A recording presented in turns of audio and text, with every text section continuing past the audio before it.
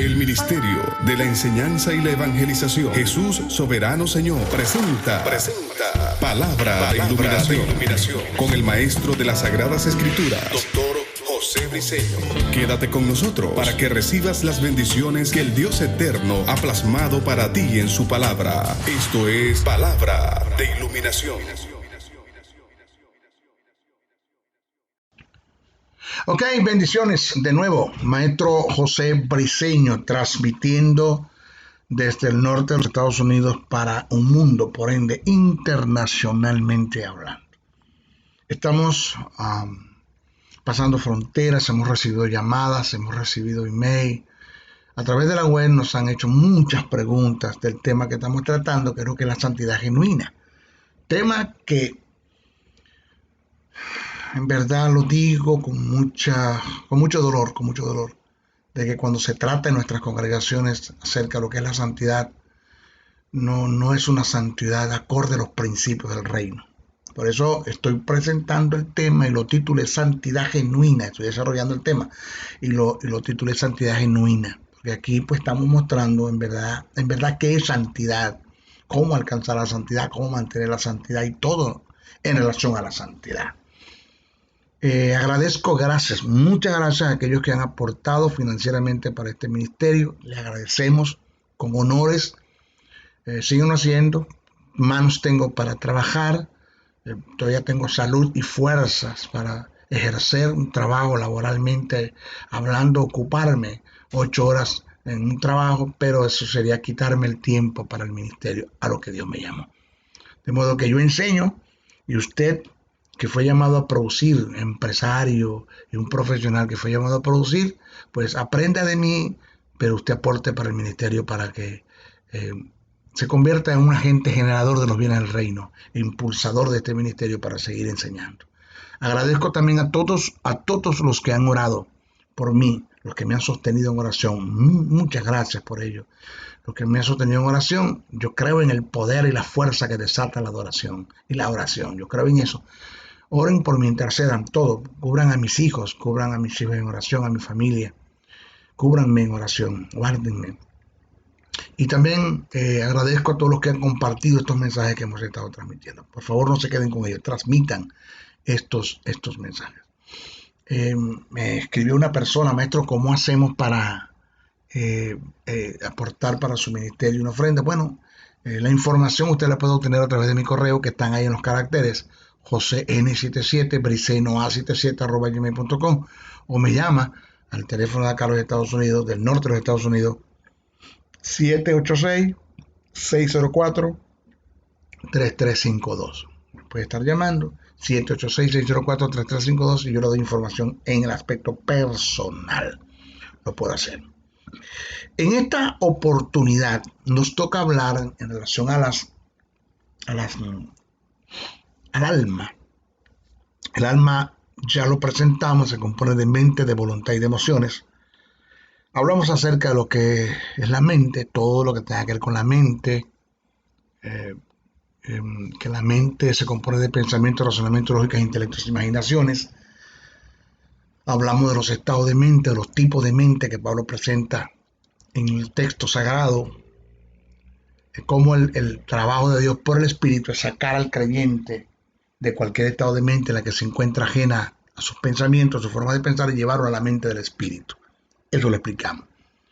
Tratamos acerca de lo que es la voluntad, que se compone de decisiones, intenciones, propósitos, gustos y deseos. Hablamos de los dos tipos de obediencia, las dos formas de obedecer. Hablamos de lo que es el quebrantamiento. Todo eso nosotros lo presentamos. Quien no lo haya escuchado, váyase al estudio número 20, porque este es el 21 de lo que es la santidad genuina. Nos toca hoy tratar desarrollar el tópico en relación a las emociones, que tiene que ver con la santidad genuina. ¿Qué son las emociones? ¿Qué son las emociones? Es el estado anímico de los hombres, las cuales se activan a través de los sentidos físicos, las ideas y los recuerdos. Vuelvo a repetir, las emociones Es el estado anímico de los hombres, las cuales se activan a través de los sentidos físicos, las ideas y los recuerdos. Las emociones es el estado afectivo que transforma de un modo momentáneo, pero brusco, el equilibrio de las estructuras psicofísicas del individuo según la información que percibe a través de los sentidos físicos. Las emociones son fenómenos psicofisiológicos que representan modos eficaces de adaptación a ciertos cambios de las demandas ambientales. Las emociones son todos aquellos sentimientos que se producen dentro del individuo y como una energía son capaces de transformar e impulsar o influenciar la vida de éste.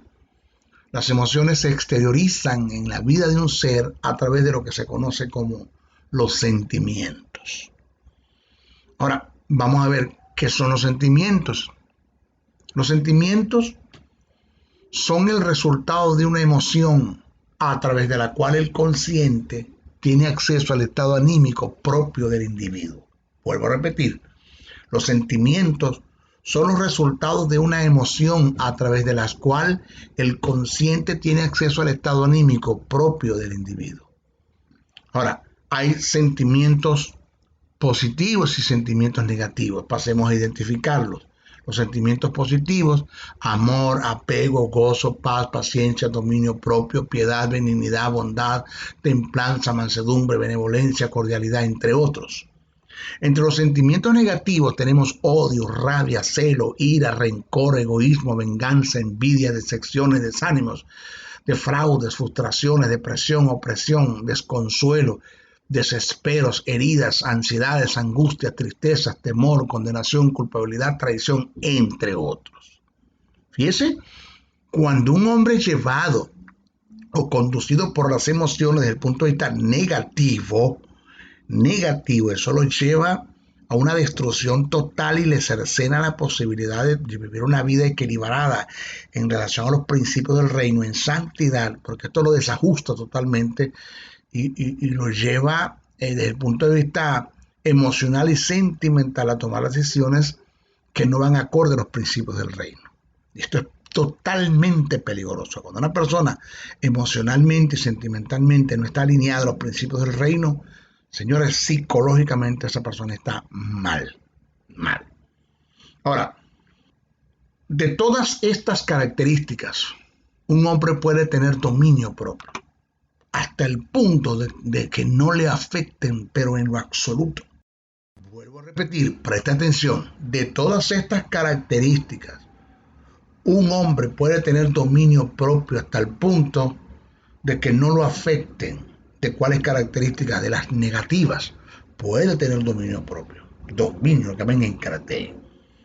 Dios no quiere que deje de tener sentimientos, pero sí quiere que no dependa de las emociones o del sentir.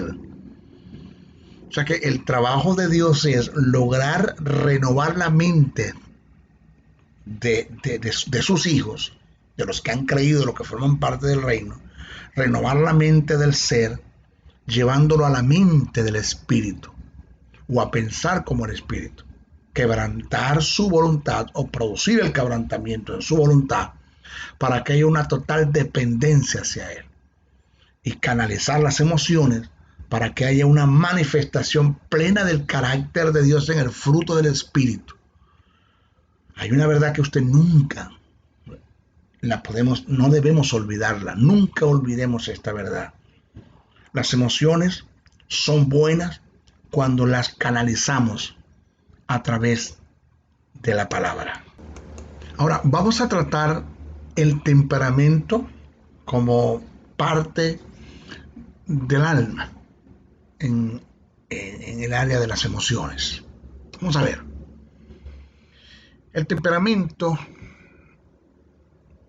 es la peculiaridad e intensidad individual de los afectos psíquicos y de la estructura dominante de humor y motivación.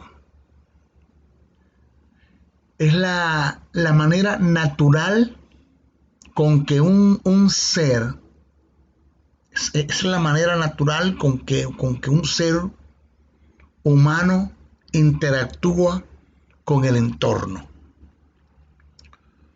Puede ser hereditario, pero no influye factores externos. Es decir, no se construye por un patrón de conducta o por el ambiente que nos rodea. El temperamento es algo que nace con la persona, no se da por causa de la información que recibimos a través de los sentidos físicos por el mundo que nos rodea. Eso está allí en la persona, nació con él. Ahora, el temperamento es la capa instintiva, afectiva de la personalidad sobre la cual la inteligencia y la voluntad modelarán o formarán el carácter, en el cual sí influye, en el cual sí influye el ambiente o su entorno.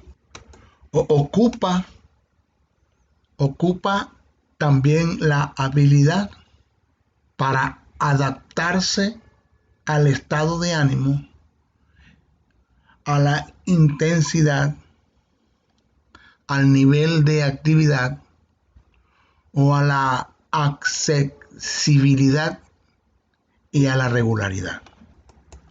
El temperamento es la naturaleza general de la personalidad de un individuo, basada en las características del tipo de sistema nervioso. El temperamento está relacionado con la influencia endocrina que se debe a los genes y que se manifiesta en determinados rasgos físicos y psicológicos. El temperamento y el carácter, el temperamento y el carácter, los unimos los dos, define la personalidad del ser humano y las diferentes combinaciones e intensidad que estos se manifiesten son sus diferentes áreas. Nos hace únicos como seres humanos y a la vez nos hace comportarnos como humanos. Los temperamentos o el temperamento es el rasgo descriptivo del estilo de actuar que nos distingue de los demás como únicos e irreemplazables. De modo que podemos armonizar con ellos. Según la psicología, hay 4 tipos de temperamentos, que son sanguíneos, coléricos, melancólicos y flemáticos. Pero oiga bien, vamos a las escrituras. En el ámbito espiritual, en relación a los principios del reino eterno, cuando un individuo ajusta su temperamento al carácter del espíritu, cual el temperamento queda neutralizado, dejando reflejar el carácter de Dios. Por esta causa, ante la mansedumbre del Espíritu Eterno como el carácter de Dios, manifestada y desarrollada en un individuo que es dirigido por el Espíritu Santo, no hay lugar para ser colérico. O sea, la excusa es que yo nací así, es que yo soy así. De esto se trata el proceso de santificación. Sacarte de esa mala formación en la que tú estás, que recibiste de un mundo que te rodea, de la información que te dieron a través de los sentidos físicos, te malformaron el carácter, te afectaron las emociones y te dejas llevar por ellas desde el punto de vista negativo. Y en esto está el trabajo del Espíritu, es conducirte a su carácter para que camines en él y no seas llevado por tu temperamento con todo y que esto haya sido genético o sea parte de tu naturaleza. Porque esto tiene que ver, es emanar, que de nosotros emane, que de nosotros florezca la naturaleza de Dios, el carácter de Dios por el Espíritu Santo que mora en nosotros. Que es amor, gozo, paz, paciencia, benignidad, bondad, fe, mansedumbre, templanza, amando, entendiendo, perdonando, bendición del que te maldice, orando por el que te trae y te persigue, y para ustedes contar. De esto se trata la santificación. Entonces, no me digas, es que yo soy así, yo nací así y punto, así me quedo. Bueno, y ese es tu capricho, y ese es tu maldito orgullo, y esa es tu forma de pensar, y eso, tú te quieres quedar aquí, allí, quédate allí, no te preocupes, que eso no te va a ayudar en nada en relación al propósito de Dios en tu vida. Salvación está la justicia, está la vida, vas para el cielo, pero en cuanto al propósito de Dios, de lo que Dios quiere hacer contigo en la tierra, nunca podrá con ese tipo de pensamiento y con esa obstinación y con ese carácter y temperamento mal canalizado. Jamás. Ni siquiera podrás ver presencia de Dios por el Espíritu, porque así no trabaja Dios. Las cosas son como Dios dice, no como tú digas. Ok, en conclusión al tópico de lo que es la mente, la voluntad y las emociones, cuando Dios logra sacarnos de cualquier estado de mente en la que estamos, ajena a la mente de Dios, llevarnos a la mente espiritual, que eso es a través de la palabra. Cuando Dios logra producir en nosotros un quebrantamiento, que nosotros entremos humillados ante la presencia de Dios, entremos en sumisión, en sujeción, en obediencia, y entremos en la verdadera obediencia y la verdadera forma de obedecer, caigamos allí, estemos allí. Y una vez que Dios haya logrado formar el carácter, el temperamento, canalizarlo a través de la palabra y que el carácter sea conducido por el Espíritu, entonces cuando ya podemos decir que estamos preparados en parte para lo que Dios quiere hacer con nosotros, porque nunca alcanzaremos la perfección mientras estemos acá en la tierra, absolutamente, nunca, nunca. Dice que seremos como Él es cuando partamos con Él, pero mientras estemos aquí Dios va a seguir tratando, ¿con qué? Con nuestra mente, con nuestra voluntad y con nuestras emociones, es un trato continuo que no se va a detener y que tú no debes de detener. Tienes que siempre estudiar, siempre buscar el pensamiento de Dios en las Escrituras, en tu intimidad con Dios, en tu oración, en tu adoración, estar pendiente de lo que Dios quiere hablar, de la información que viene de parte de Dios por el Espíritu, para que esa información produzca una santidad en el alma. Es decir, que haya un cambio de la mente, cualquier estado de mente en la que estés, te conduce a la mente del Espíritu, que haya la entrega de una voluntad como producto de un proceso que Dios hace a través de por la palabra, por el Espíritu Santo como agente y sus elementos, que es la palabra, los dones ministeriales y los dones espirituales, y Dios logre canalizar las emociones y poder ajustar el carácter al temperamento, debo decir, el carácter del Espíritu. ¿Okay? Nuestro próximo tópico que vamos ahora a tratar es: ¿podrá un creyente mantenerse en santidad, maestro? ¿Es posible?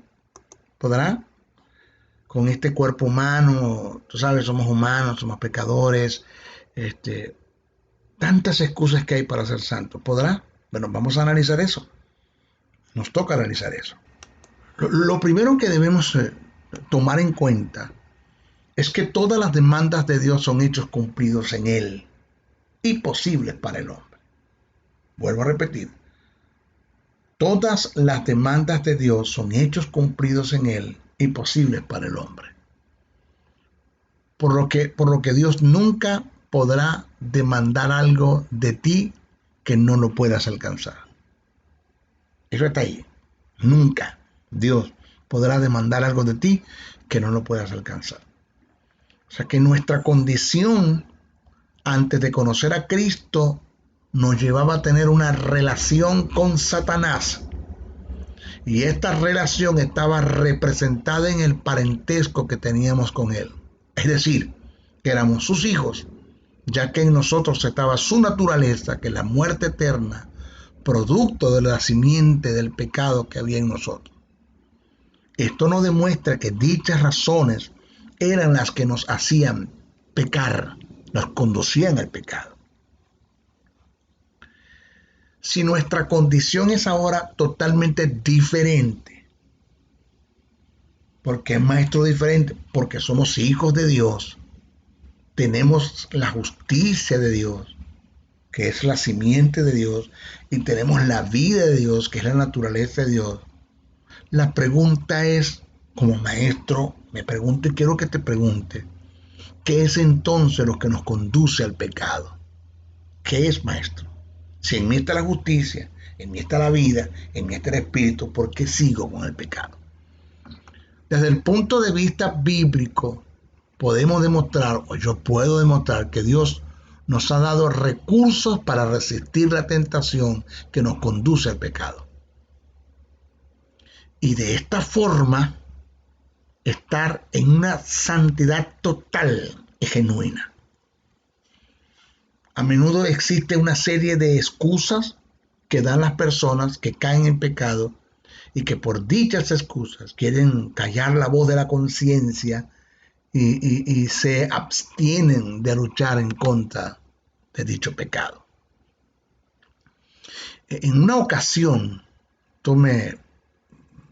se dio en el transcurso del ministerio, un joven salmista de nuestra iglesia cometió un acto de fornicación, y en la conversación que estuve en lo personal con él, le realicé las siguientes preguntas, porque de la respuesta que me dé, es que yo puedo ver la formación que él tiene en su carácter en relación a ser santo o a pecar. Estas preguntas le hice a él. Le dije, ¿cuáles fueron las causas que te hicieron ejecutar ese pecado? El joven me dio unas respuestas compuestas por 4 elementos, que vienen siendo las excusas a las que me refiero. Un denominador común en todos los que pecan, la mayoría de los que pecan. Dichas respuestas son: maestro, somos pecadores, primero. Segundo, somos humanos. Tercero, no pude con la tentación. Y cuarto, sentí que Dios me dejó solo o me abandonó. Todas estas son debatidas. De paso se las debatí y me preguntó entonces por qué pequé, maestro, y le di la verdadera razón, que es la que yo quiero que usted entienda en este seminario. Porque estas son las respuestas más comunes que dan las personas que han pasado por una situación semejante. Argumentos que son debatidos y que no tienen peso como para luchar en contra del pecado. Veamos el desglose de cada una de ellas. En cuanto a que somos pecadores, oiga bien y preste atención a esto. En cuanto a que somos pecadores, en ninguna parte de la Biblia aparece la afirmación de que somos pecadores. En ninguna parte. Una persona que haya adquirido la naturaleza de Dios y la simiente de Dios, la justicia y la vida eterna, y tenga el Espíritu morando en él, no puede decir que es un pecador. Porque usted dice eso, maestro, vamos a explicarlo. Porque en ninguna parte de la Biblia aparece la afirmación de que somos pecadores. Dice que somos la justicia de Dios en Cristo Jesús. Esa es la posición que me da a mí el texto sagrado. Dice que somos la justicia de Dios en Cristo Jesús. O sea que la posición que nos da la Biblia es la de justo, no la de pecadores. Pecadores son aquellos que no han nacido de nuevo. Nosotros no somos pecadores. Nosotros somos la justicia de Dios. Repito, nosotros no somos pecadores. Nosotros pecamos, que son dos cosas totalmente diferentes. Una cosa es que yo diga que soy un pecador y otra cosa es que yo diga que yo peco. Nosotros no somos pecadores. Como hijos de Dios, nosotros pecamos, que son dos cosas totalmente diferentes. Pablo dijo que ya el pecado como estado no se enseñoreará más de nosotros. Y el apóstol Juan en ninguna parte dice que somos pecadores, dice si pecamos. No dice que si somos pecadores, dice si pecamos, abogados tenemos, que es Cristo. Y por otra parte dijo, refiriéndose al creyente, si alguno de ustedes dice que no ha pecado, es mentiroso. Observe que dice, si alguno de ustedes dice que no ha pecado, no dijo si alguno de ustedes dicen que no es pecador. No, porque Juan estaba claro en el asunto. Una persona que haya sido justificada, que tenga la justicia y tenga la vida y pasa a ser hijo de Dios, peca, pero no es un pecador. Debemos estar claros, debemos estar bien claros en esto, en estos términos que nos marcan una diferencia. Aquellos cuya condición es pecadora no pecan, viven en el pecado y se deleitan en él. Pero aquellos que estamos en la condición de justos, el pecar no nos hace pecadores. Es decir, los únicos que se ensucian son aquellos que están limpios, ya que los sucios siempre están sucios. Eso hay que entenderlo así. Entonces, cuando usted se levante, Señor, es que yo pequé porque soy un pecador. No, la Biblia dice en ninguna parte dice que usted es un pecador. La Biblia dice que usted peca. Son dos cosas totalmente diferentes. Vamos a hacer lectura del pasaje y analicemos estas verdades. Primero de Juan 2:1 dice, hijitos míos, estas cosas os escribo para que no pequéis. Y si alguno hubiere pecado, no dice, y si alguno es pecador, dice, y si alguno hubiere pecado, abogado tenemos para con el Padre, a Jesucristo el justo. Eso está en 1 de Juan 2:1. Pero en 1 de Juan 1, el verso 10 dice, si decimos que no hemos pecado, no dice si decimos que no somos pecadores. Dice, si decimos que no hemos pecado, le hacemos el mentiroso y su palabra no está en nosotros. ¿Estamos claros con esto? Entonces, nosotros no somos pecadores, nosotros pecamos. Los pecadores son los que están sumergidos en el estado de pecado. Eso estamos claros. Entonces, esta excusa que me dio, la primera se la debatí y se cayó. Tome en cuenta eso, no me salga con eso, que usted es un pecador, porque la Biblia en ninguna parte dice que usted es un pecador. Dice que usted peca, y si peca, abogado tenemos, que es nuestro Señor Jesucristo, nuestro más grande abogado, que intercede por nosotros, el cual murió por los pecados pasados, por los pecados presentes y por los pecados que vamos a cometer mañana. Bueno, maestro, usted sabe que somos humanos, maestro, somos humanos. Bueno, en cuanto a nuestra condición humana, veamos lo que registra en la carta de los Hebreos, el capítulo 4, verso 15. Verdades que debaten esto, ¿no? Porque no es mi condición humana lo que me lleva a pecar. En este pasaje, en Hebreos 4:15, podemos observar que Jesús, siendo tan humano como nosotros, resistió toda tentación y fue hallado sin pecado, dice el texto. Porque no tenemos un sumo sacerdote que no pueda compadecerse de nuestras debilidades, sino uno que fue tentado en todo según nuestra semejanza, pero sin pecado. No podemos aferrarnos a nuestra condición humana como una excusa para pecar. La mayor evidencia y el mejor ejemplo que tenemos para resistir la tentación en nuestra condición humana es precisamente la que nos dio Jesús. Al resistir la tentación, estando en nuestra misma condición. Decir que el pecado tiene poder sobre nosotros por nuestra condición humana es atribuirle más poder al pecado que a la capacidad en la cual fuimos creados como nueva criatura para que nos enseñoreásemos de todas las cosas, incluyendo el pecado. Si nosotros entendemos esto, que ni siquiera el pecado tiene la fuerza, la capacidad o el poder para enseñorearse de nosotros, sino que nosotros tenemos la capacidad de ser señores del pecado, podemos decir entonces que la debilidad para pecar no está en la condición humana. Pero la otra prueba contundente de esta verdad, que no es nuestra humanidad la que nos lleva a pecar, es que Satanás y las criaturas celestiales que pecaron, que se rebelaron en contra de Dios, no tenían condición humana en ninguna manera. E igual, pecaron. Entonces, ¿por qué lo hicieron? Por igual. El texto sagrado dice que toda tentación que viene a nosotros es en nuestra condición humana, no es una extrahumana. No es una tentación como que para que humanamente no podamos resistirla. Eso es lo que dice el texto. Porque más adelante vamos a explicar bien esto, ¿no? Pero lo que quiero decir es que no es mi condición humana la que me conduce a pecar, ni es una tentación que es extrahumana, o sea, que supera nuestra humanidad o nuestra fuerza para resistir a lo que nos conduce a pecar. Que eso es el próximo tópico que vamos a tratar. Presta atención.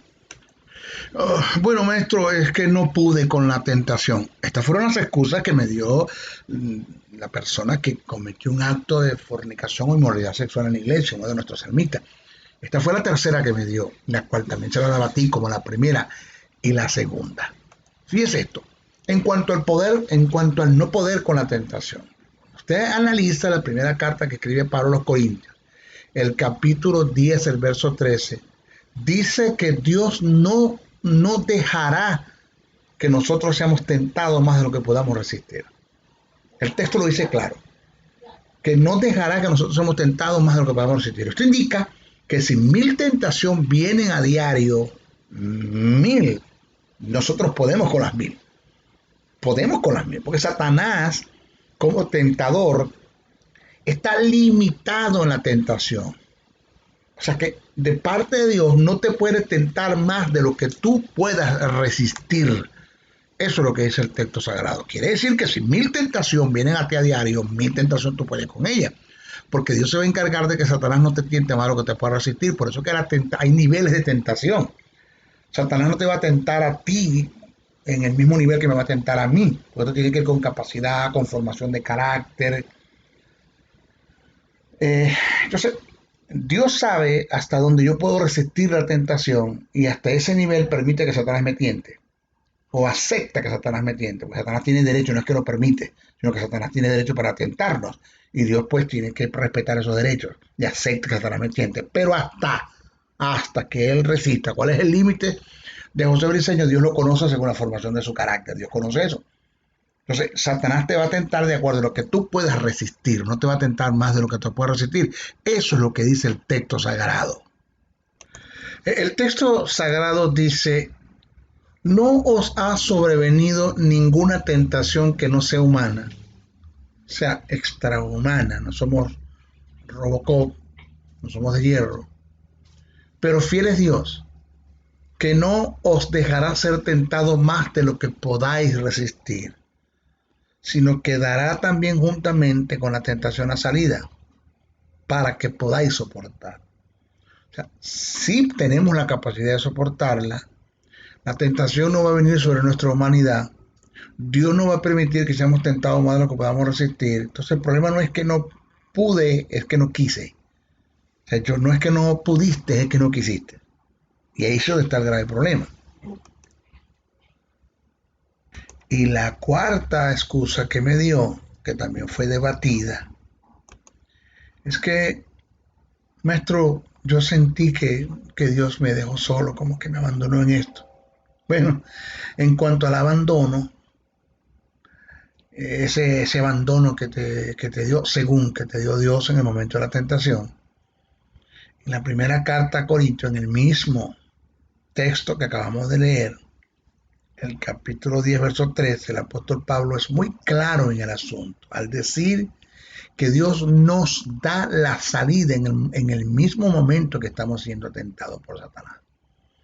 O sea, en este caso tenemos el auxilio y los recursos de Dios para salir ilesos de la tentación. Es lo que dice el texto que acabamos de leer. Satanás no es un ser supremo soberano para obligarme a hacer cosas que yo no quiero hacer. Ni siquiera Dios lo hace, mucho menos Satanás. Tiene potestad para hacerlo. De modo que Satanás solo tiene permitido presentar la oferta. De nosotros depende si la tomamos o la dejamos. Entonces, todas estas observaciones indican que la condición de un creyente sumergido en el pecado se da por la falta de formación en el alma, que es un incidente progresivo y en la mayoría de los casos paulatino. Dicho incidente tiene que ver con renovación de la mente, quebrantamiento de la voluntad y canalización de las emociones. El deseo y la disposición de querer ser santo para agradar y honrar a Dios son factores determinantes que no nos dejarán claudicar hacia dicha meta. Si esto falta, ¿qué? El deseo y la disposición, si eso falta en nosotros, no seguiremos en la lucha, jamás. Nos vamos a entregar al pecado, no vamos a abandonar el pecado. Creer que la santidad es inalcanzable es una gran tentación en contra del objetivo. Es una gran tentación en contra del objetivo. Es una mentira interna llena de escapismo que nos conducirán a resignarnos a la vida de pecado. Mis hijos, sí podemos ser santos, porque Dios da la gracia y los medios para tal fin. Él no falla. Muchos han sido los grandes pecadores que llegaron a ser santos, pero en medio de sus tropiezos se levantaron y erguidos pusieron su mirada en aquel que es pura santidad. Y vencieron y pasaron a ser hombres grandes en la historia de la iglesia. Nunca nos desanimemos ni nos resignemos al pecado. Nunca olvides aquel que dijo, porque 7 veces cae el justo y vuelve a levantarse. El Proverbio 24:16 está escrito eso.